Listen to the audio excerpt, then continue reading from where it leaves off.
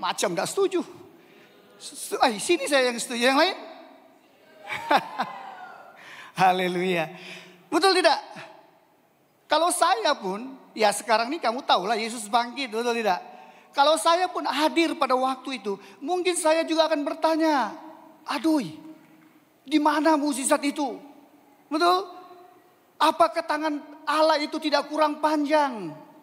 Harus ada, harus campur tangan pada waktu itu. Mesti ini yang kita pikirkan. Saya rasa murid-murid Yesus juga berpikiran begitu. Kita punya hero, dibantai sana sini dan sebagainya. Tidak dapat berbuat apa-apa. Bahkan sampai dipaku di atas kayu salib sehingga dia mati. Kita pun mesti akan berkata, wah, di mana mukjizat-mukjizat yang dia lakukan? Waktu saya membaca renungan ini, saya pun terpikir juga. Oke? Apakah tangan Tuhan itu kurang panjang untuk membantu Yesus pada waktu itu? Nah, mari kita melihat, mungkin ada ayatnya, Yesaya 58:1-2. Ayo mari kita baca sama-sama, 1, 2, 3. Sesungguhnya tangan Tuhan tidak kurang panjang untuk menyelamatkan, dan pendengarannya tidak kurang tajam untuk mendengar. Tetapi yang merupakan pemisah antara kamu dan Allahmu ialah segala kejahatanmu, dan yang membuat dia menyembunyikan diri terhadap kamu, sehingga ia tidak mendengar, ialah segala dosamu. Nah, apa dia katakan di sini? Ini adalah satu yang coba diperingatkan kepada kita oleh Nabi Yesaya. Dia katakan sesungguhnya tangan Tuhan tidak kurang panjang. Oke? Apalagi dia katakan untuk menyelamatkanmu dan pendengarannya tidak kurang tajam. Dan apalagi tetapi yang merupakan pemisah antara kamu dan Allah ialah apa? Kejahatan. Oke? Yang membuatkan ini kita terpisah daripada Tuhan adalah kejahatan kita. Dan yang membuat dia menyembunyikan dirinya terhadap kamu sehingga dia tidak mendengar ialah segala dosa. Nah, inilah yang mengakibatkan sehingga dosa kita yang membuatkan Allah itu terpisah daripada kita. Tangan Allah itu adalah merupakan satu lambang. Kalau kita melihat di dalam Alkitab bahwa itu menunjukkan satu kekuasaannya, kekuatannya, dan penglibatan Allah yang aktif di dalam sejarah untuk menyelamatkan dan melindungi umat-umat Tuhan. Jadi masalahnya bukanlah karena tangan Allah itu tidak kurang panjang, untuk menyelamatkan kita manusia. Tetapi oleh karena kita terpisah daripada segala kejahatan, segala dosa-dosa yang kita lakukan, maka kita sudah terpisah. Kita akan melihat lebih dalam nanti. Mengapa Yesus harus mati? Saya pikir mungkin kita semua sudah tahu cerita ini. Kenapa Yesus harus mati, betul tidak? Tetapi kita ingin mau menyelami lagi kenapa dia harus melakukan perkara-perkara ini. Mengapa dia harus menebus kita. Dan kenapa Yesus itu Allah itu seumpamanya dia berdiam diri melihat sewaktu Yesus harus menjalani kayu salib. Ini semua akan kita coba rungkai untuk kita melihat lebih dalam mengenai kematian Yesus. Nah, apa yang kita lihat ini semua adalah di dalam rancangan Tuhan. Semua ini sudah dirancangkan di dalam Tuhan. Jadi Tuhan Allah itu sebenarnya dia bukan berdiam diri. Allah bukan tidak bisa menurunkan tangannya untuk membantu Yesus sewaktu dia berhadapan dengan orang-orang Romawi. Tetapi semua ini sudah di dalam perancangannya Allah itu. Dia sudah mengatur apa yang harus dilakukan untuk menebus dosa manusia. Karena setiap dosa kita harus ditebus lewat daripada kematian Yesus. Jadi semua ini telah diatur baik. Jadi bukannya Allah itu tidak mau membantu. Maka ini semua yang menjadi pertanyaan di dalam pemikiran manusia. Yesus sendiri, kalau kita lihat sewaktu dia di Taman Getsemani, dia pun ada berdoa. Kalau boleh Bapa, dia bilangnya, biarlah cawan ini lalu. Betul tidak? Tetapi oleh karena kehendak-Mu, dia siap. Bermaksud Yesus, dia tahu bahwa apa yang dia lalui ini, dia tidak bisa lepas. Karena ini sudah diatur baik oleh Allah. Dan dia harus harus berhadapan dengan salib itu sendiri. Dan dia harus melalui kematian itu sendiri untuk menebus kita. Nah, mari kita akan terus membaca di dalam Matius pasal yang ke-27 ayat 51 hingga 56. Ada ayatnya? Oke, mari kita baca sama-sama. 1, 2, 3. Dan lihatlah, tabir bait suci terbelah dua dari atas sampai ke bawah, dan terjadilah gempa bumi, dan bukit-bukit batu terbelah, dan kuburan-kuburan terbuka, dan banyak orang kudus yang telah meninggal bangkit. Dan sesudah kebangkitan Yesus, mereka pun keluar dari kubur, lalu masuk ke kota kudus dan menampakkan diri kepada banyak orang. Kepala pasukan dan prajurit-prajuritnya menjaga Yesus menjadi sangat takut ketika mereka melihat gempa bumi dan apa yang telah terjadi, lalu berkata, sungguh ia ini adalah anak Allah. Dan ada di situ banyak perempuan yang melihat dari jauh, yaitu perempuan-perempuan yang mengikuti Yesus dari Galilea untuk melayani dia. Di antara mereka terdapat Maria Magdalena dan Maria ibu Yakobus dan Yusuf dan ibu anak-anak Zebedius. Nah, apa yang coba diterangkan di sini? Ini yang saya katakan tadi, bahwa perjalanan kehidupan Yesus itu masuk ke kayu salib itu, menghadap ke kayu salib. Ini semua sudah diatur baik. Ini semua sudah dirancang dengan baik.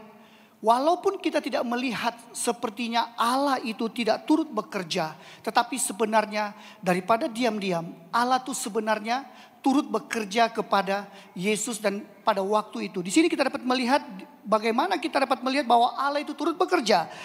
Nah, dikatakan di sini, dan lihat tabir bait Allah itu terbelah dua dari atas sampai ke bawah, dan terjadilah gempa bumi dan bukit-bukit batu terbelah dan kuburan-kuburan terbuka, dan semua orang kudus yang telah meninggal itu bangkit. Di sini kita dapat melihat bahwa Yesus, Allah itu mempedulikan Yesus itu, maka dia turun. Jadi selama ini apa yang telah difikirkan oleh orang-orang pada waktu itu sebenarnya adalah silap. Yesus sebenarnya Allah sebenarnya memperhatikan apa yang telah terjadi, di mana terkadang kita merasakan bahwa sepertinya Allah itu tidak turut bekerja. Betul tidak? Kadang-kadang kita menganggap sepertinya Allah itu sepertinya membisu. Allah itu tidak melihat. Allah itu sepertinya tidak mendengar. Allah itu tidak kurang panjangnya untuk turun membantu kita. Sebenarnya Allah itu turut memperhatikan kita. Kita dapat melihat apa yang kalau kamu melihat cerita ini, prajurit itu, dengar prajurit itu, di mana prajurit itu sendiri sewaktu dia, saya yakin prajurit ini ada banyak sudah orang-orang yang dia salibkan, ada banyak sudah orang-orang yang dihukum di atas kayu salib. Tetapi pada waktu ini saya yakin dan pasti di dalam pemikirannya, sebab dia melihat bahwa penyaliban Yesus ini adalah lain daripada yang lain. Mungkin selama ini orang-orang yang disalibkan itu tidak ada terjadi gempa bumi. Mungkin selama ini orang yang pernah menjalankan kayu salib itu tidak ada ribut. Oke, keadaan pada waktu itu pun mungkin tenang-tenang saja. Tetapi sewaktu Yesus itu disalibkan, nah dengar baik, dia melihat satu perubahan. dia melihat satu gempa bumi lain dari yang pada lain. Maka apa dikatakan oleh prajurit ini? Dikatakan di sana bahwa dia benar anak Allah. Nah, dia benar anak Allah. Sebab kematiannya adalah satu kematian yang sangat unik sekali. Dia menyaksikan sendiri sewaktu Yesus menjalani daripada taman Getsemani, disiksa dan segalanya apa yang telah dilakukan oleh Yesus. Dia melihat sampailah ke kayu salib. Dan waktu dia melihat keadaan itu, maka dia sendiri mengakui bahwa memang benar dia adalah anak Allah. Kebiasaannya kita itu seperti begini, betul tidak? Kita mau nampak, baru kita mau akui. Kita mau melihat, baru kita mau percaya. Makanya iman yang ada pada kita, itu Tuhan sudah katakan, berbahagialah mereka yang tidak melihat namun percaya. Namun percaya. Tetapi kalau saya ada pada waktu itu, mungkin juga saya akan berkata hal yang demikian. Terkadang apabila kita sudah melihat kematian Yesus itu, ada banyak persoalan-persoalan yang timbul di dalam kehidupan kita. Ada banyak pertanyaan-pertanyaan yang timbul. Termasuklah pada waktu itu orang-orang Yahudi pun juga timbul. Saya rasa mungkin murid-murid Yesus sendiri yang dekat dengan Yesus, sungguh pun mereka sudah melayani Yesus selama 3,5 tahun menjalankan pelayanan di bumi ini. Dan saya yakin mereka juga sudah dengar beberapa kali Yesus mengucapkan bahwa aku akan disiksa, 3 hari aku akan bangkit. Tetapi saya yakin dan pasti mungkin murid-murid Yesus itu pun juga tidak kurang sama ada mau percaya atau tidak. Karena mereka tidak nampak semuanya itu. Betul tidak? Ada banyak persoalan-persoalan yang timbul. Ada banyak pertanyaan-pertanyaan yang timbul di dalam kehidupan kita. Tetapi kita harus ingat satu perkara. Bahwa Allah itu tidak pernah menutup telinganya kepada kita. Terkadang kita melihat sepertinya pekerjaan Tuhan itu tidak terjadi. Kenapa masalah ini harus aku hadapi? Betul tidak? Kenapa beban yang berat ini harus aku lakukan? Seringkali permainan-permainan persoalan ini timbul dalam hidup kita. Allah tidak seolah-olah Allah itu tidak mendengar. Aku mengasihi Tuhan. Oke? Aku melayani Tuhan dengan sepenuh hati. Aku anak Tuhan, aku sudah menerima Yesus sebagai Tuhan dan Juru Selamat. Tetapi apabila aku di dalam masalah, seolah-olah Tuhan itu tidak mendengar, tidak melihat aku dan tidak turun tangan untuk membantu aku. Ini kadang-kadang bermain di pikiran kita. Apabila ada saudara kita, suami, istri dan anak-anak kita yang dipanggil oleh Tuhan. Terkadang ada juga kita berpikiran, Tuhan kenapa ini harus terjadi kepadaku? Betul tidak? Tuhan kenapa ini harus berlaku dalam hidupku? Kita berdoa seolah-olah kita merasakan bahwa Tuhan itu tidak turut bekerja. Kita harus tahu bahwa apa yang terjadi itu semua sudah dirancangkan oleh Tuhan. Tuhan, saya seorang pelayan Tuhan. Saya aktif ke rumah, saya aktif pergi menara doa. Saya aktif melayani Tuhan. Tetapi kenapa engkau tidak melindungi aku waktu aku menghadapi masalah? Nah, ingat saudaraku. Ramai orang yang setia melayani Tuhan. Itu bukan bermaksud kita tidak akan melalui proses-proses yang akan kita lalui. Oke? Ini satu persepsi ataupun satu pemikiran yang salah. Aku melayani Tuhan. Prosesnya Tuhan itu tidak kira kita melayani Tuhankah? Kita bukan melayani Tuhankah? Kita anak Tuhan sudah menerima Tuhan. Kita akan tetap melalui proses-proses itu. Jadi iman kita itu diukur lewat daripada proses yang kita lalui. Oke? Lewat daripada proses yang kita lalui. Itu saya sering kali katakan bahwa iman kita itu tidak diukur di saat kita berada di zona selesa. Tetapi iman kita itu diukur di saat kita mengalami proses-prosesnya Tuhan. Jadi prosesnya Tuhan itu tidak melihat siapakah kamu. Wah, saya melayani sebagai warden. Proses itu tetap ada. Saya melayani sebagai padri dan sebagainya. Proses itu tetap ada. Masalah itu tetap ada. Dan kita harus tahu satu perkara. Bahwa Allah itu tidak pernah menutup telinganya di atas segala masalah kita. Di saat kita berdoa, Allah mendengar. Oke? Di saat kita berseru kepada Tuhan, Allah mendengar keperluan saudara, keperluan kita semua. Jadi jangan kita beranggapan bahwa sepertinya Allah itu tidak turut bekerja di dalam masalah-masalah yang kamu hadapi. Allah turut bekerja. Tetapi Allah punya masa, Allah mempunyai waktu tersendiri untuk menghulurkan tangannya, untuk campur tangan di dalam masalah kita. Tetapi kita manusia selalunya kita mau itu yang cepat-cepat. Kalau kita mengalami masalah, kita mau supaya cepat pertolongan itu datang. Kita harus tahu satu perkara bahwa Tuhan punya masa yang tersendiri. Oleh itu kita sebagai anak-anak Tuhan, kita hanya mampu untuk berdoa dan kita beriman bahwa Tuhan tidak pernah menutup telinganya untuk segala apa yang kita perlukan. Nah, kita akan melihat lagi satu poin di mana Allah mati di atas kayu salib. Allah ingin mau supaya kita datang dekat kepada Dia. Maka kalau kita lihat pembacaan tadi itu, di mana tabir bait Allah itu sudah terbelah dua. Maksudnya halangan demi halangan itu sudah dipisahkan. Makanya kita sebagai anak Tuhan, kita mempunyai satu hati dan kita boleh mendekatkan diri kepada Tuhan.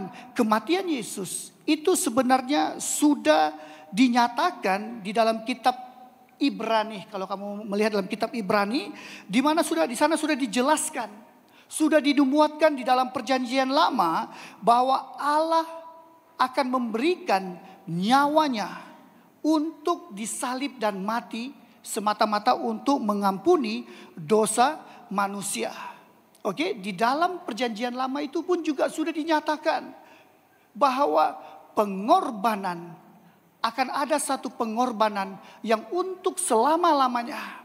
Oke, karena kita tahu sewaktu dulu sebelum mereka ingin mau masuk ke rumah Tuhan, di sana ada dipanggil ruang Maha Kudus. Dan ruang Maha Kudus ini hanya imam-imam yang tertentu boleh masuk ke dalam ruang Maha Kudus ini. Jadi hanya setahun sekali mereka akan membawa korban-korban untuk dikorbankan untuk menjalankan upacara pengampunan dosa. Maka inilah yang coba untuk dihapuskan. Halangan inilah yang coba dihapuskan oleh Allah itu sendiri. Karena ini semua ada di dalam perancangannya. Karena Tuhan katakan bahwa akan ada satu pengorbanan yang hanya sekali untuk selama-lamanya. Maka kematian Yesus itu kalau kita melihat di dalam pembacaan tadi, di mana tabir bait Allah itu sudah terbelah dua, maka kita sudah dibebaskan. Maka kita boleh langsung datang berdoa, menyembah Tuhan di dalam hadiratnya. Kan? Kalau perkara ini belum terjadi, mungkin kita akan datang ke rumah doa ini, kita berada di luar rumah doa. Oke, kita tidak boleh masuk ke dalam gereja ini. Hanya mungkin padri saja yang akan ada di dalam. Oke, itu maksudnya. Jadi perbatasan kita, halangan kita untuk bertemu dengan Tuhan itu sudah disingkirkan. Maka kita boleh datang kepada Tuhan untuk berdoa. Kalau dulu hanya imam yang boleh mewakilkan untuk pengampunan kita kepada Tuhan. Tetapi sekarang kamu boleh datang terus berdoa kepada Tuhan. Berdoa, meminta pertobatan dan sebagainya. Tidak ada halangan-halangan lagi. Kamu bisa datang dan bertemu dengan Tuhan. Karena itu semua sudah dipisahkan. Tetapi walaupun ini semua sudah dipisahkan, apakah kita masih ada masa lagi untuk datang kepada Tuhan? Dulu, orang-orang dulu itu tidak ada kesempatan untuk mau bertemu, untuk masuk ke dalam mimbar, untuk mau masuk menghadap Tuhan. Tetapi di abad ke-21 ini, setelah Yesus sudah mati, tabir bait Allah sudah terbelah dua, halangan sudah tidak ada, tapi masih juga ada orang yang tidak mau datang. Kita sudah tidak diikat oleh waktu. Oke? Kita boleh bertemu dengan Tuhan bila-bila masa. Kalau dulu, kalau kita mau bertemu Tuhan harus datang ke gereja. Harus datang ke gereja untuk bertemu. Oke? Kita tidak boleh buat di rumah sendiri. Tetapi sekarang ini di gereja pun kita boleh lakukan. Di mana-mana pun kita boleh lakukan. Kita tidak terikat kepada 5 waktu. Setiap masa kita boleh datang untuk bertemu dengan Tuhan. Kita boleh datang untuk berdoa dengan Tuhan. Amin saudaraku. Setuju? Nah yang setuju tuh besok saya mau nampak menara doa. Bolehkah? Oh, ini semangat betul orang sebelah sini ya. Yang sebelah sini suaranya macam takut-takut kalau mau dengar doa itu. Oke? Jadi itulah salah satu acara Tuhan. Kenapa dia harus mati di salib? Karena semua halangan itu harus diputuskan supaya kita dapat dilayakkan untuk bertemu dengan Tuhan. Coba kita renungkan dalam hidup kita. Adakah kita mendekati Allah itu dengan penuh keyakinan melalui Yesus Kristus? Atau adakah sesuatu yang menghalangi kita? Oke? Apakah di dalam hidup kamu, apabila kamu ingin datang bertemu dengan Tuhan, masih ada lagi yang menghalangi kamu? Ada banyak yang kadang-kadang menjadi penghalang kita untuk bertemu dengan Tuhan. Sebenarnya penghalang-penghalang itu adalah pilihan kamu. Oke? Itu adalah pilihan kamu. Allah sudah mati di atas kayu salib dan Allah sudah membebaskan kita. Sekarang ini coba tanya kepada diri kamu, sama ada kamu mau atau tidak? Betul tidak? Aku mau turun menara doa ataupun tidak, ini pilihan. Oke? Allah sudah membuka ruang kepada kita, membebaskan kita untuk bertemu dengan Tuhan. Oh tidak apalah, di rumah pun berdoa pun boleh. Tidak payahlah turun ke gereja.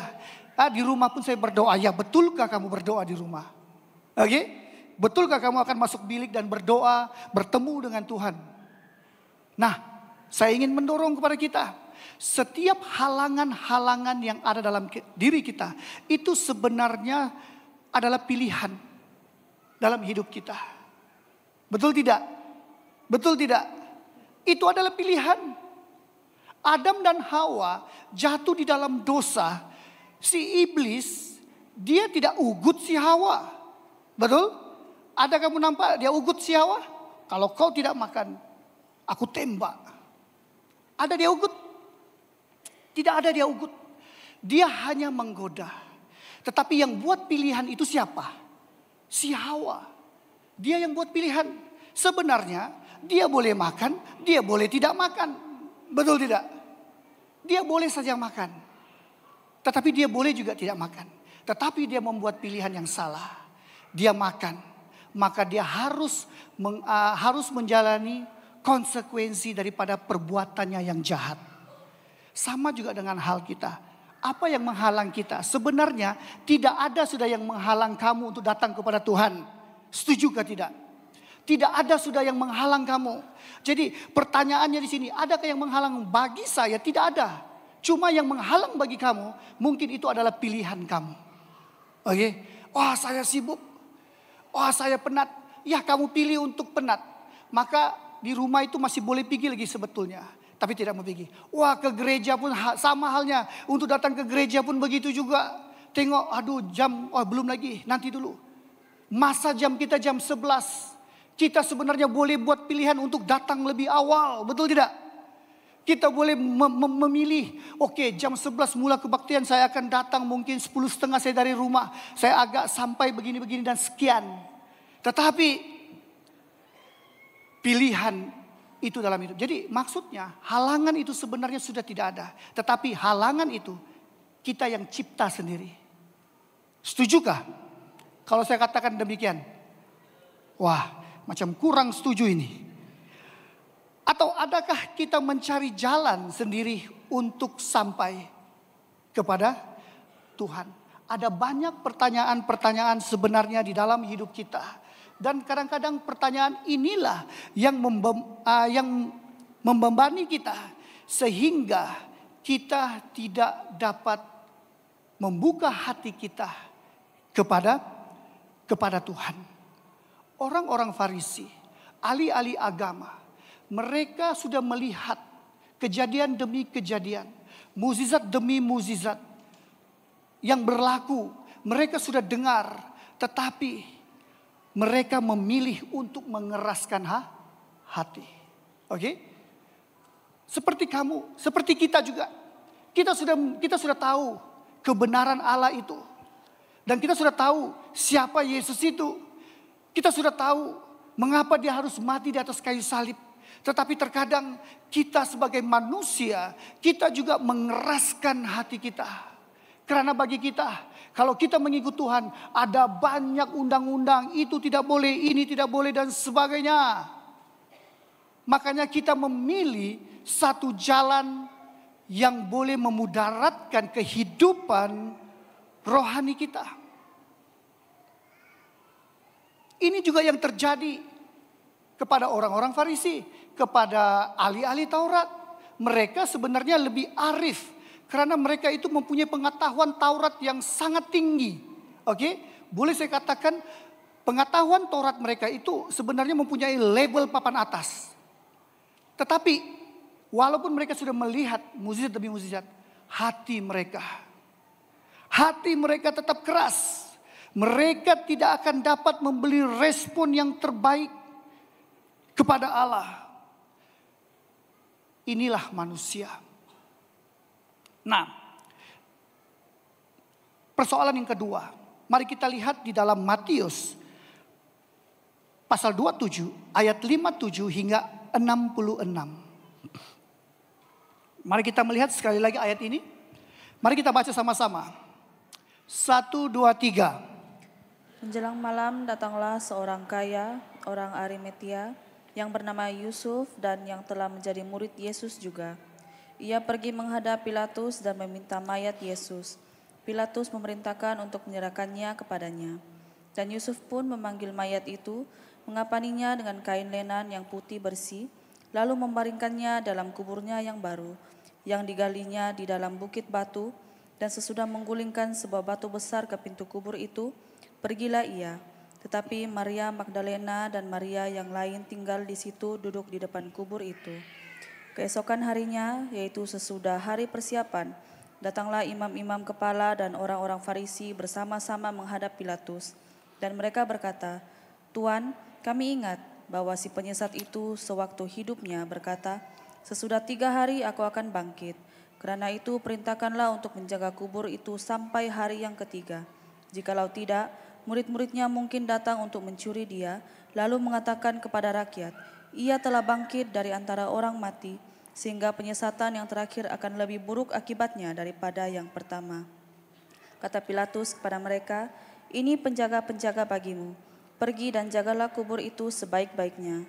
Maka pergilah mereka dan dengan bantuan penjaga-penjaga itu, mereka memeterai kubur itu dan menjaganya.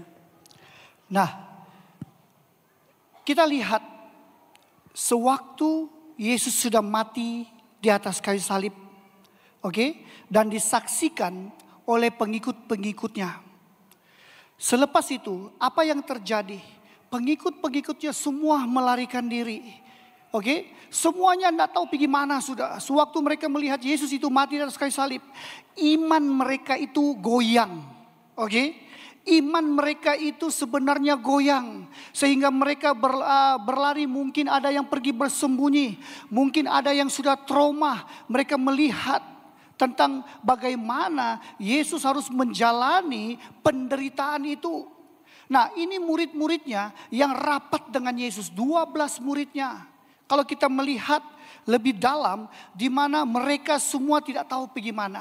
Kamu boleh membaca di dalam keempat Injil itu. Memang ada dinyatakan. Tetapi, nah ini yang kita mau dengar. Ada seorang yang menjadi hero yang datang tepat pada waktunya. Yaitu siapa? Yusuf dari Arimatia. Nah, Yusuf dari Arimatia. Yusuf dari Arimatia ini, sewaktu dia melihat Yesus sudah mati di atas kayu salib, dia memberi respon. Oke? Saya yakin dan percaya Yusuf dari Arimatia ini, dia juga dia adalah murid Yesus. Alkitab mencatat dia adalah murid Yesus yang diam-diam. Oke? Dia adalah murid Yesus yang tersembunyi. Siapa Yusuf Arimatia ini? Yusuf Arimatia ini, Matia ini adalah satu daerah yang terletak di tengah-tengah Yehuda. Oke? Dia daripada sana, daripada Arimatia untuk pergi ke Yerusalem itu mengambil masa lebih kurang, kalau kita berjalan kaki itu lebih kurang mau 1 hari perjalanan. Oke? Dan Yusuf Arimatia ini, dia adalah seorang yang dikenali sebagai Sanhedrin. Maksudnya dia ini adalah ahli majelis mahkamah agama. Oke. Maksudnya tarafnya itu lebih kuranglah sama dengan ahli-ahli Taurat pada waktu itu.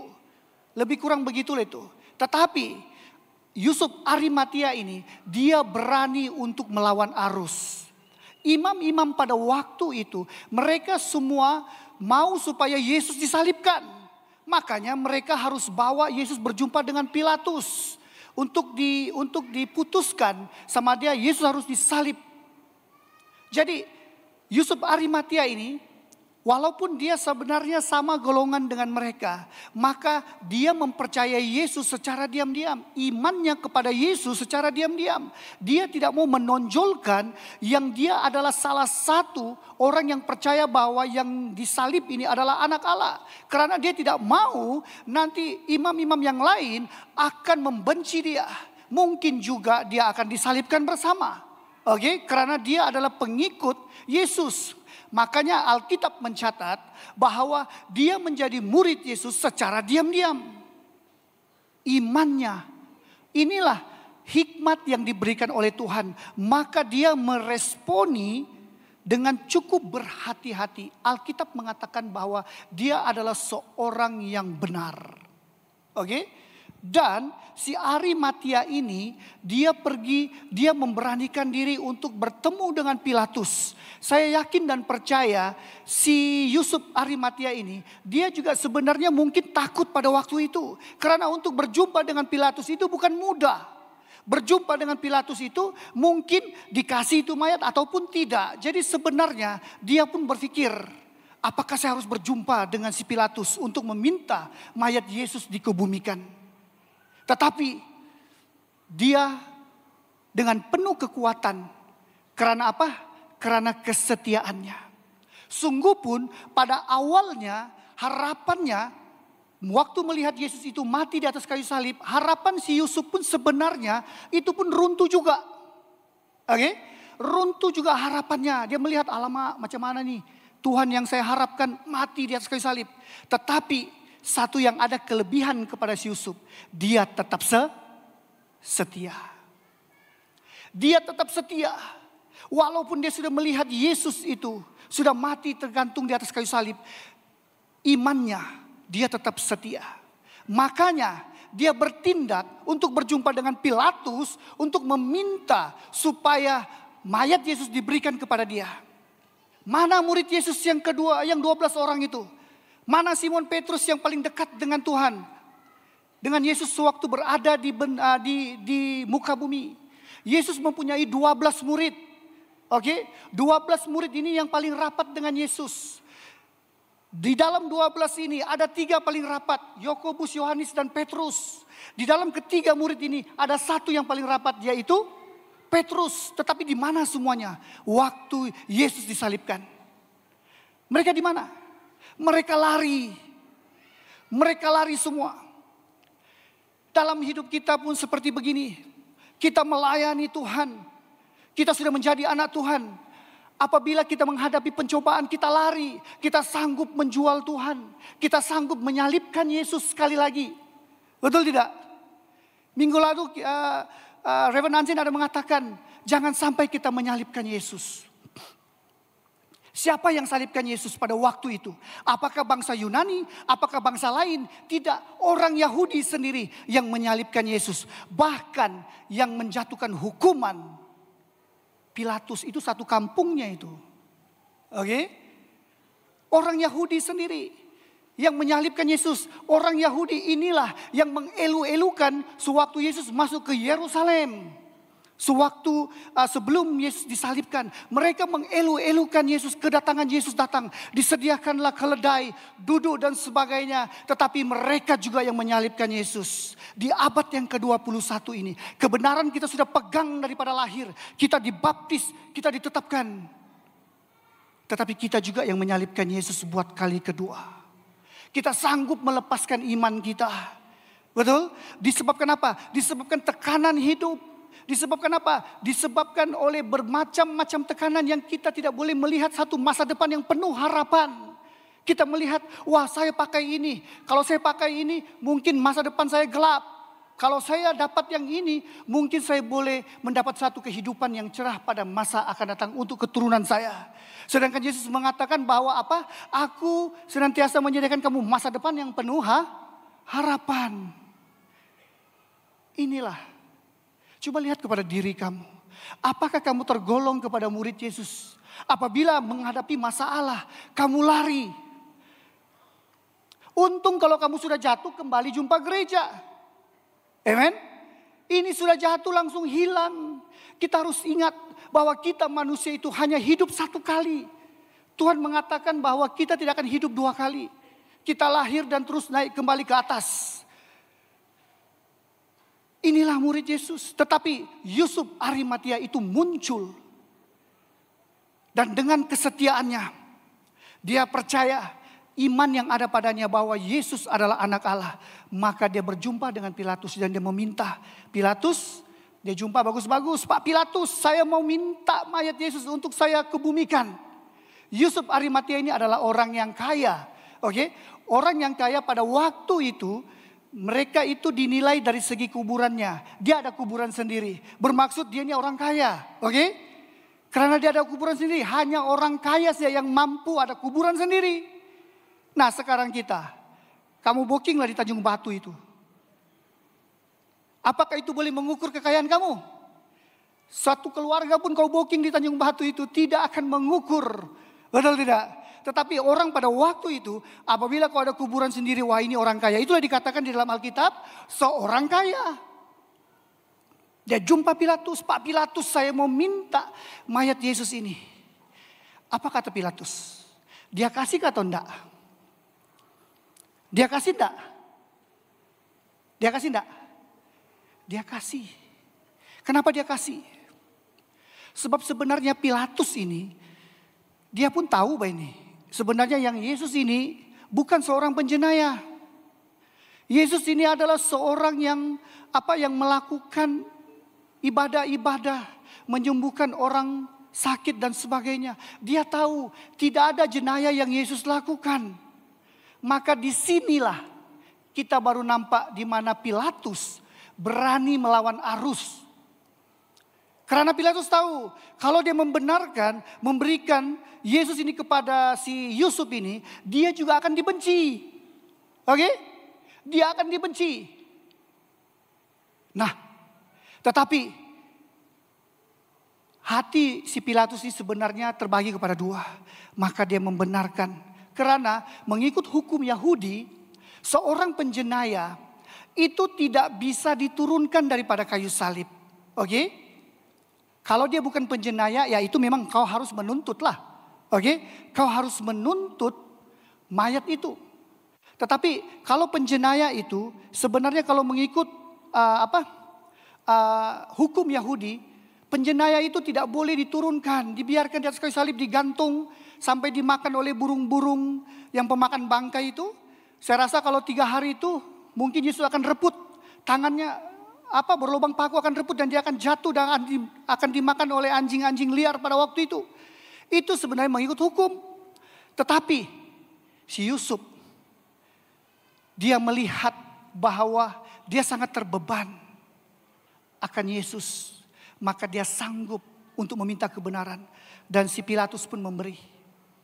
Memberi untuk Yusuf mengatur segala pengkebumiannya dengan sempurna. Oke? Nah, sewaktu Pilatus sudah mengambil mayat Yesus ini. Oke? Mayat Yesus ini. Apakah orang-orang Farisi ataupun imam-imam pada waktu itu berdiam diri? Tidak. Daripada hidup dia membenci Yesus, sampai mati pun dibencinya lagi. Oke? Kenapa saya katakan sampai mati dia benci? Kalau kita melihat di sini, oke, apa yang dikatakan di sana bahwa dia suruh lagi, dia minta sama si Pilatus itu, tolong jaga dia punya kuburan. Oke? Tolong jaga kuburannya. Sebab orang-orang imam pada waktu itu mereka teringat, mereka terfikir, oh ya kan Yesus cakap itu 3 hari dia bangkit. Oke? Maka sebenarnya mereka nih juga walaupun keras-keras kepala ini, keras hati betul nih orang nih, tetapi di dalam diam-diam mereka sebenarnya mengimani apa yang Yesus katakan. Makanya dia bisik kepada si Pilatus, dia katakan, Pilatus, atur orangmu, jaga kuburannya. Oke? Jaga kuburannya. Sebab sebenarnya dia ingat yang Yesus katakan bahwa 3 hari aku akan bangkit. Nanti dia bilangnya orang-orangnya pergi curi, baru dia cakap dia bangkit. Nah ini kau tengok tuh kan, daripada hidup sampai mati pun masih dibenci. Kalau kita lah punya musuh, oke? Kadang-kadang kalau musuh kita itu sudah kembali kepada Tuhan, kita pun sudah reda, bahkan tidak ada sudah kita nampak dia di gereja. Contohlah, betul tidak? Tapi imam-imam ini lain, mereka membenci dia walaupun sudah mati. Di sini kita dapat melihat apakah imam-imam ini yang punya mentality, yang punya pengetahuan tinggi tentang Taurat, mereka mematuhi Taurat itu sepenuhnya. Tidak. Oke? Tidak. Yesus mati itu hari Jumat. Oke? Dan besoknya itu adalah hari Sabat. Maka Yusuf dari arena itu, saya boleh katakan dia itu dengan cukup PK. Oke? Dia dengan cukup PK. Besok hari Sabat, orang mana boleh kerja, orang mana boleh kasih turun mayat. Maka dia minta mayat itu sebelum hari Sabat. Oke, dia minta mayat itu sebelum hari Sabat. Maka dia lakukan semuanya. Karena hari Sabat, dia pun tahu mereka harus menghormati hari Sabat. Jadi kalau hari Sabat nanti, saya rasa Yesus itu tidak dikubur, itu digantung terus di atas. Tetapi kita lihat imam-imam ini. Dia yang membuat undang-undang hari Sabat ini, tidak boleh itu, tidak boleh ini dan sebagainya. Dia sendiri langgar hari Sabat itu. Oke? Kenapa saya katakan dia langgar? Coba kita lihat di dalam pembacaan tadi. Ada dikatakan di sana, dia menyuruh si Pilatus punya orang untuk bekerja hari Sabat. Dia kata jaga kuburan itu, nanti murid-muridnya pergi ambil.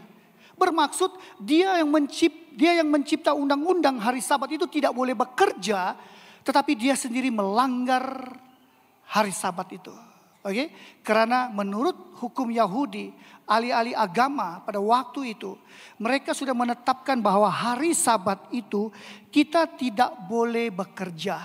Kita hanya boleh duduk di rumah, berdoa dan sebagainya sepanjang hari Sabat itu. Tetapi mereka yang menciptakan Sabat itu, undang-undang itu, mereka langgar. Mereka suruh prajurit-prajurit untuk bekerja pada hari Sabat. Nah, saudaraku,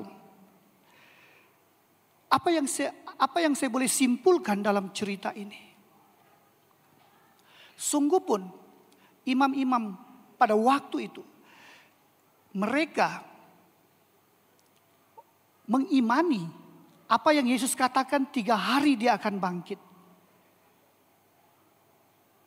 Walaupun dia tahu perkara ini, tetapi dia tetap mengeraskan hatinya. Hatinya sudah dikunci sehingga tidak dapat melihat kebenaran itu. Kenapa? Karena kebenciannya. Karena kebenciannya sehingga dia tidak dapat melihat kebenaran itu. Sedangkan dia tahu secara diam-diam, kalau saya katakan bahwa dia tidak mengimani, dia tidak akan mengarahkan askar-askar prajuritnya untuk menjaga kuburan. Saya boleh katakan dia mengimani karena termasuk juga di kepalanya, makanya dia mengarahkan. Bermaksud di dalam hidupnya dia juga sebenarnya masih ada lagi was-was. Wah, mana tahu betul dia bangkit dan sebagainya. Nah, tetapi dia tetap mengeraskan. Kenapa? Kebencian di dalam hatinya itu. Ini yang coba kita lihat di dalam hidup kita. Coba kamu melihat di dalam kehidupan kamu secara kerohanian. Apa yang ada di dalam hidupmu? Apakah di dalam hidupmu kamu itu seperti Yusuf? Yang peka, yang berani dan rela melakukan walau hal itu merugikan. Memang merugikan bagi dia. Karena apa? Kuburannya itu dipakai. Arimatia, dia datang dari sana jalan kaki itu 1 hari perjalanan.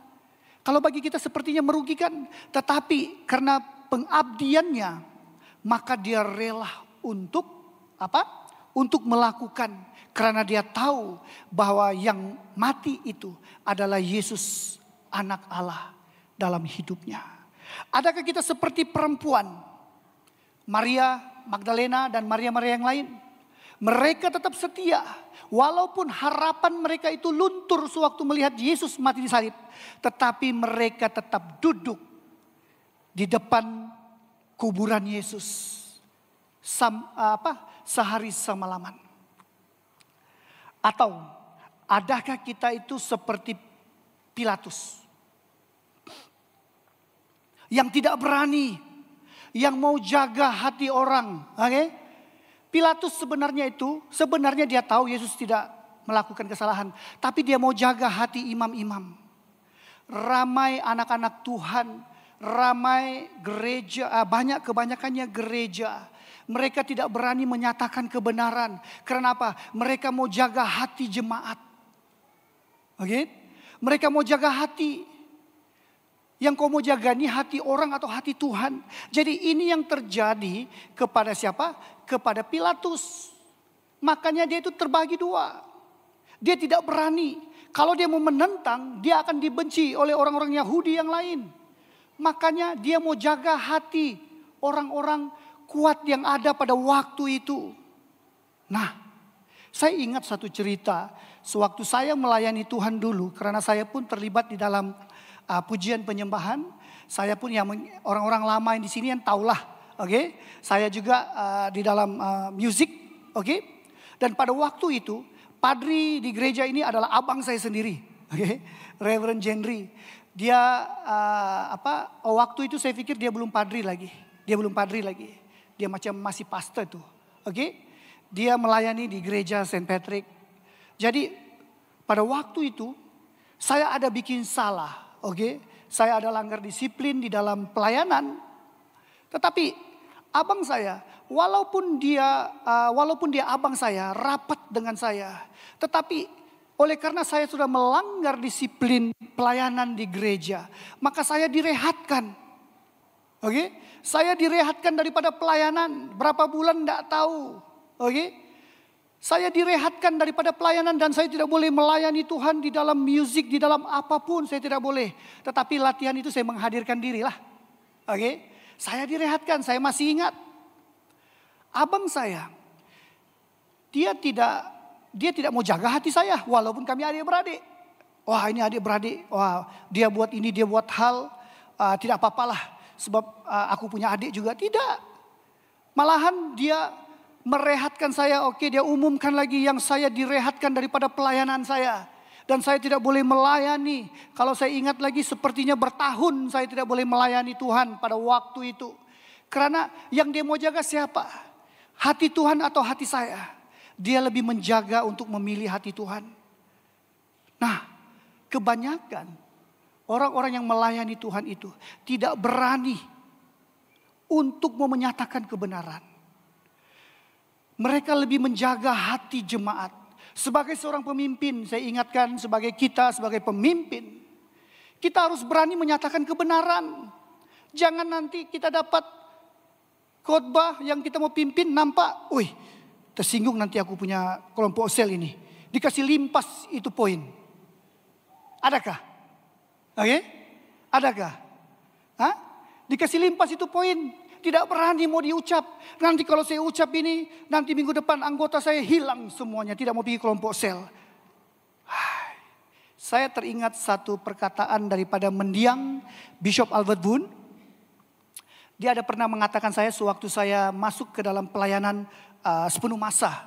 Dia pernah mengatakan kepada saya, Gerald, kamu jangan takut untuk menyatakan kebenaran. Oke? Kalau orang membenci kamu, disebabkan kebenaran, kamu sudah berhasil. Dapat nampakkah? Kalau kita menyatakan kebenaran dan orang akan membenci, ya memang saya pun paham orang-orang yang melayani tidak semua disuka. Betul tidak? Tidak semua orang menyukai kita. Tetapi kalau itu kebenaran, pelayanan kamu itu sudah berhasil. Bisa mengerti ya? Jadi kita sebagai anak-anak Tuhan, kita sebagai pemimpin, kita jangan takut untuk menyatakan kebenaran itu. Nyatakan kebenaran itu. Kalau gereja kita sudah menetapkan bahwa penyembahan-penyembahan berhala, sepertinya Mak Badong, Mak Dondi, dan apapun. Oke? Aluk Tudolo, semua itu kita sudah tidak menyetujui perkara ini. Kita harus nyatakan kebenaran. Oke? Karena itulah kebenaran yang kita pegang. Dan kita tidak mau berkompromi dengan perkara ini. Yesus sudah mati di atas kayu salib. Tirai bait Allah itu sudah terbelah dua. Dan semua ini sudah dihapuskan. Oke? Jangan karena kita punya tradisi itu menjadi penghalang. Betul tidak? Kadang-kadang tradisi kita itu yang menjadi satu pilihan buat kamu. Menjadi penghalang kepada kamu untuk mau datang menyembah Tuhan. Wah, gereja Saint Patrick tidak sokong, saya pindah gereja. Oke? Wah, gereja Saint Patrick tidak, saya tukar jemaat. Wah. Kita terlampau cetek rohani. Makanya kita melihat bahwa kebenaran Allah itu harus dinyatakan. Itu harus dinyatakan. Di mana hidup kamu? Di mana hidup kamu saat ini? Apakah kamu seperti Yusuf? Ya, saya minta pemimpin musik. Coba koreksi hidup kamu. Apakah kamu saat ini harus bertindak seperti Yusuf Arimatia yang melihat kesempatan yang ada dan dengan penuh kesetiaan dia sanggup melawan arus. Saya yakin dan percaya di saat kita mengalami masalah di dalam hidup kita, terkadang kita melihat masa depan itu sepertinya gelap. Terkadang kita melihat sepertinya tangan Tuhan itu tidak kurang panjang untuk turun membantu kita.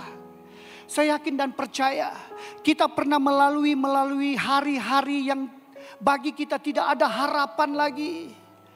Tuhan, kenapa Engkau memanggil suami saya? Dia adalah tonggak ekonomi keluarga saya. Tuhan, kenapa ini harus terjadi kepada saya? Kenapa hidup saya harus begini dan sebagainya? Coba kita melihat di dalam hidup kita. Apakah tangan Tuhan itu tidak kurang panjang?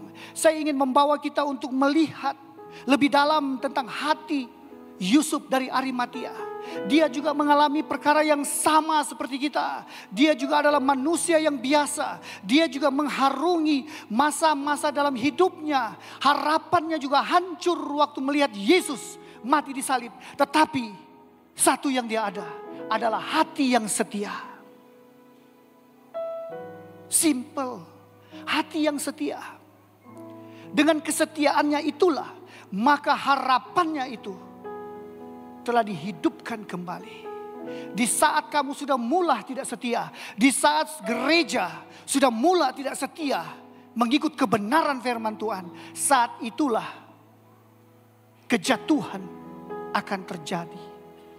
Murid Yesus 3,5 tahun mereka setia mengikut Yesus, melayani Tuhan, melihat daripada mata sendiri mukjizat yang dilakukan. Saat dia menghadapi, melihat Mesiasnya disalibkan, kesetiaannya luntur sama sekali. Luntur. Ingat saudaraku, kalau Yesus membawa kita harus menjalani proses-proses iman, harus menjalani konsekuensi daripada perbuatan kita, masalah kita. Kalau Yesus membawa kita berhadapan dengan situasi-situasi yang sangat menghancurkan harapan kita, kita harus ingat satu perkara. Yesus tidak pernah lupa untuk meletakkan Raja Daud di dalam hidupmu. Seperti mana Raja Daud melawan benteng yang sangat besar, yang sangat ditakuti oleh bangsa Israel, yaitu Goliat. Kalau Yesus membawa kamu untuk berhadapan dengan Goliat, Yesus juga tidak lupa untuk meletakkan Raja Daud dalam hidupmu. Saya ingin membawa dan menolong, ingin supaya jemaat Tuhan lihat dalam hidup kita. Kita tidak mau, kita sudah bertahun-tahun mengikut Tuhan. Mungkin ada yang sudah mengikut Tuhan selama 30 tahun. Mungkin sudah ada 40 tahun. Muda-mudi, ayo dengar sini. Apa masalah dalam hidupmu? Apakah Tuhan tidak turun tangan untuk mencampuri masalah hidupmu? Tuhan tidak pernah menutup telinganya. Tuhan tidak pernah menutup matanya. Dan tangan Tuhan tidak kurang panjang. Tetapi masa Tuhan itu berbeda dengan masa kita. Apa yang kita perlukan? Kita hanya harus datang untuk berdoa kepada Tuhan. Kita berdoa dan kita menyerahkan. Kita yakin dan percaya Tuhan akan membalas setiap apa yang kita minta lewat daripada masanya. Jangan kita mempunyai masalah, kita sanggup menyalibkan Yesus kedua kali dalam hidupmu. Kita sanggup melepaskan iman kita. Apa yang kamu menjadi persoalan hidupmu? Jodohmu, pekerjaanmu, masa depanmu, dokumenmu. Berdoalah. Berdoalah. Jangan disebabkan karena persoalan yang sebenarnya ada jawaban di dalam firman Tuhan. Membutahkan kita. Sehingga kita tidak dapat melihat kebenaran Allah itu. Genggam Yesus. Engkau adalah harapan. Yusuf Arimatia. Sungguh pun ceritanya keluar di ujung-ujung. Skripnya keluar di ujung-ujung cerita kematian Yesus. Tetapi hidup Yusuf Arimatia itu lebih penuh kuasa. Dia tidak menjadi murid Yesus di dalam 12. Dia menjadi murid Yesus secara diam-diam. Tetapi imannya itu kuat dengan Tuhan. Jangan kita mengatakan, wah saya bukan orang yang melayani, saya jemaat biasa. Saya tidak pernah memandang kita jemaat biasa. Mungkin kamu itu lebih kuat. Mungkin kamu itu lebih setia. Ramai kita terlalu memandang kita rendah. Saya jemaat biasa. apa yang saya boleh buat? Tidak. Saat kita sudah membuka hati kita untuk melayani, untuk menerima Tuhan sebagai Tuhan dan Juru Selamat, kita sudah dimenteraikan menjadi anak-anak Allah. Kita sudah dimenteraikan menjadi anak-anak Allah. Kita sudah dicop menjadi anak-anak Allah. Maka menterai itulah yang akan terus lahir dari hidup kita untuk menguatkan kita untuk menyatakan Yesus adalah Allah. Dialah anak Allah.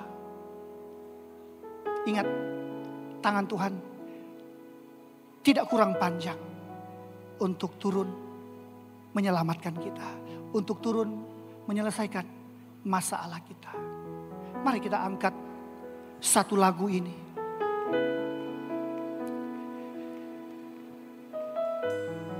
Biarlah lagu ini menyatakan kebenaran, dan biarlah lagu ini menjadi satu doa kita.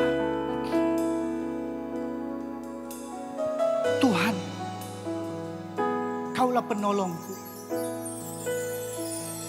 yang setia.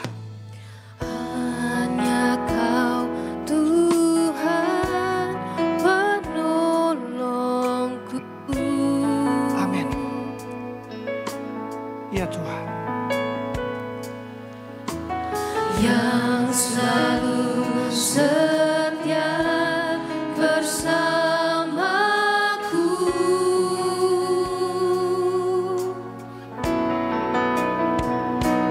Kasih-Mu yang sanggup mengubah kehidupanku.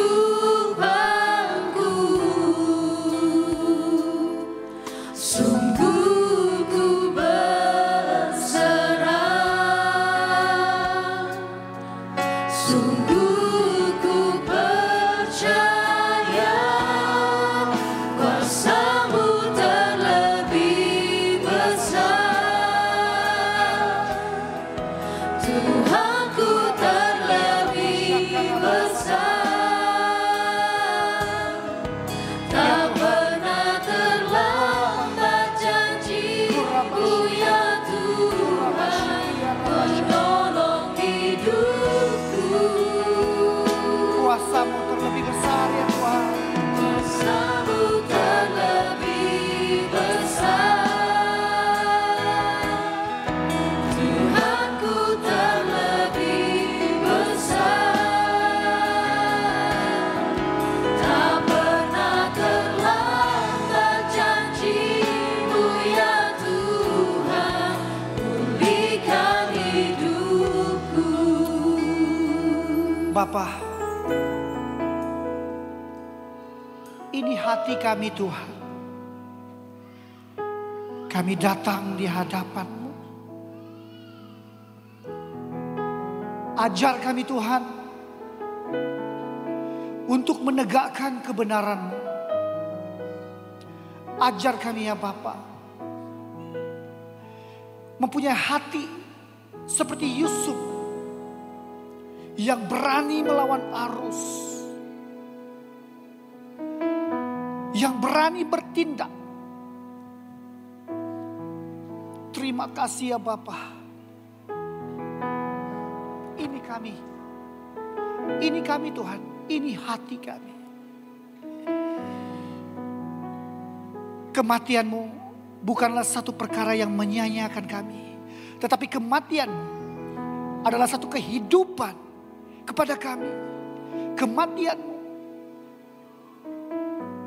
adalah keselamatan bagi kami. Kami bersyukur Tuhan, karena dengan kematian-Mu Engkau telah melayakkan kami untuk melangkah masuk ke dalam hadirat-Mu, untuk terus lebih dekat, karena Engkau tidak dipatasi oleh waktu. Terima kasih Tuhan. Ini semua karena kasih dan anugerah-Mu. Ini semua karena Engkau melihat keperluan-keperluan kami Tuhan, dan tindakan-Mu tepat pada waktunya. Engkau telah membebaskan kami ya Bapa, dan ajar kami Tuhan, agar kami dipenuhi dengan Roh Kudus-Mu, Pikiran kami akan dipenuhi dengan Roh Kudus-Mu Tuhan. Agar kami tidak akan membuat pilihan-pilihan yang salah. Karena kami tahu ya Tuhan, Engkau akan beserta kami selama-lamanya. Kematian yang Engkau sudah lakukan Tuhan, hanya sekali untuk seumur hidup kami Tuhan. Oh, ampuni kami Tuhan. Sekiranya selama ini kami telah melangkah. Ampuni kami ya Bapak kalau selama ini kami telah membuat pilihan-pilihan yang salah dalam hidup kami. Ampuni kami Tuhan kalau selama ini kami tidak dapat melihat kebenaran-Mu. Hati kami tertutup, terkunci. Disebabkan kebencian kami. Disebabkan oleh karena kami tidak setia kepada Engkau. Kesibukan-kesibukan kami. Ampuni kami Tuhan. Ampuni kami ya Bapa. Terima kasih Tuhan. Kami yakin bahwa tangan-Mu itu tidak kurang panjang. Tidak kurang panjang untuk turun menjamah kami. Terima kasih ya Bapa. Mari kita menyanyi lagu ini sekali lagi dengan doa kita.